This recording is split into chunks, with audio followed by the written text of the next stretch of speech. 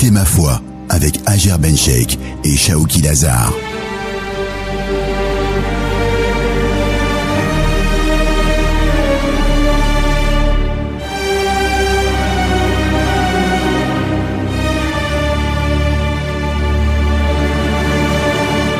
Bonjour à toutes et à tous. On prend peut-être ce sujet à la légère, emprunter un livre et ne pas le rendre à son ami ou à son propriétaire, parfois juste un stylo, une feuille. Mais apparemment, ça peut être quelque chose de dangereux. Justement, on va poser cette question à Dr Shaouki Lazar, professeur d'études islamiques à Qatar University. Bonjour docteur. Bonjour Hajer. Alors, ne pas rendre une chose empruntée à quelqu'un peut nous priver du paradis, vrai ou faux? C'est vrai Hajer, le fait de prendre quelque chose, d'emprunter quelque chose à quelqu'un fait partie des amanat, des dépôts en islam. Le Coran nous dit « Ya ayyuhalladhina amanu la takhunu Allah wa rasula wa takhunu amanatikum wa antum ta'lamun » « Oh vous qui croyez, ne trahissez pas Dieu et le messager, ne trahissez pas les dépôts qui vous ont été confiés alors que vous le savez. » Dans un autre verset, « Inna Allah ya'murukum an tu'addu al-amanati ila ahliha » Dieu vous ordonne de rendre les dépôts, donc les choses qui vous ont été confiées, à leurs propriétaires. Donc effectivement, ne pas rendre le dépôt, quelque chose qui nous a été confié à son propriétaire, c'est un péché capital en islam. Et d'ailleurs, le prophète sallallahu alayhi wa sallam nous apprend que c'est un des signes de l'hypocrisie.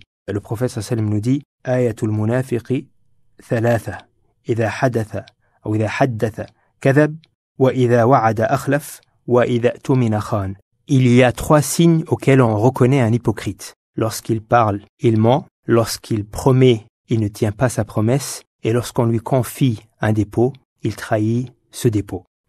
Donc, effectivement, dans plusieurs textes, l'enfer est promis à celui qui prend les biens d'autrui injustement. Donc, Peu importe l'importance du dépôt. Même un stylo, une feuille, un livre. Ou est-ce que ça doit être de grosses sommes ou... Non, il y a des choses qui sont insignifiantes, qui ne rentrent pas dans cette catégorie-là. Si c'est quelque chose d'insignifiant, qui n'a pas, pour son propriétaire, qui n'a pas de valeur, dans ce cas-là, ça ne rentre pas dans cette catégorie. Mais si c'est quelque chose qui a une valeur pour le propriétaire, ça rentre dans cette catégorie. Et effectivement, l'enfer est promis pour celui qui prend injustement quelque chose qui ne lui appartient pas, qui ne lui est pas dû. Le Coran nous dit c'est-à-dire, quiconque prend ce qui ne lui est pas dû, eh bien, viendra le jour de la résurrection en portant cette chose-là.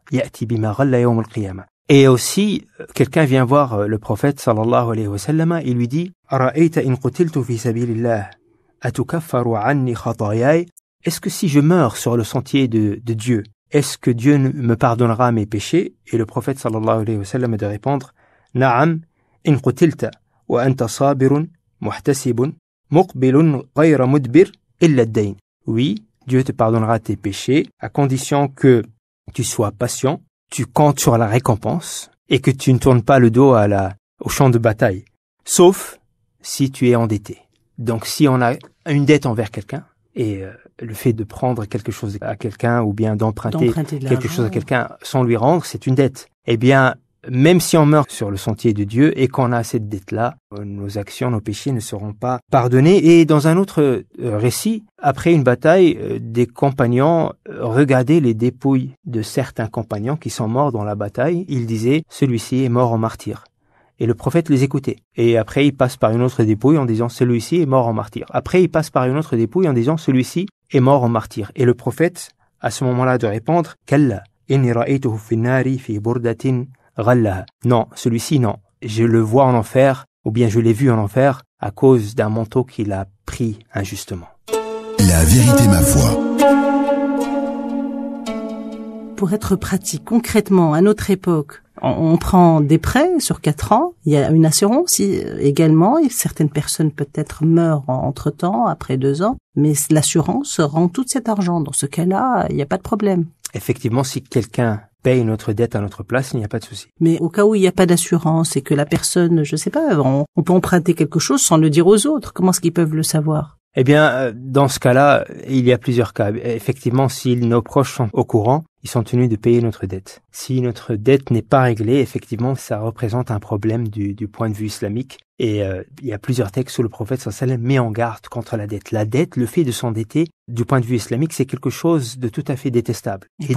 Et quelque chose à laquelle on a recours seulement en cas de force majeure. Et pourquoi la dette ou l'emprunt est-il pointé du doigt en islam? Car effectivement, l'humain se doit de vivre selon ses moyens. Et il ne peut pas avoir recours à une dette, sauf si, encore une fois, c'est une force majeure. Il a fortement besoin de cette dette. Et ici, il s'agit de l'argent d'autrui. Et un principe en islam, c'est « Ya ayyuhalladhina amanu la ta'kulu amwalakum baynakum bil batil » « Ô vous qui croyez, ne consommez pas vos biens entre vous injustement. » Donc prendre les biens de quelqu'un injustement, sans que cela nous est dû, c'est quelque chose de très grave en islam. Et de ce fait, la dette représente ce que les savants appellent huquq al-ibad. Donc il y a haqqullah, le droit d'Allah, et il y a haqqul abd, le droit d'autrui. Donc si l'action relève du droit d'Allah, Allah peut nous pardonner. Mais si l'action ou bien la chose relève du droit d'autrui, pour qu'Allah nous pardonne, il faut que la personne aussi nous pardonne, ou bien il faut rétablir ce droit à son propriétaire. Justement, parfois on emprunte de petites choses. Pour nous, de petites choses. On ne sait pas si c'est une petite chose pour l'autre. Un livre, on le rend pas. La personne déménage, on ne sait plus comment lui rendre. Parfois, c'est un stylo. Comment faire dans ce cas-là? Si on arrive à lui rendre, on lui rend. Si on n'arrive pas, on essaye de faire une sadaqa, une aumône, et on espère qu'Allah nous pardonnera, que la personne nous pardonnera. Docteur Shawqi Lazar, professeur d'études islamiques à Qatar University. Merci.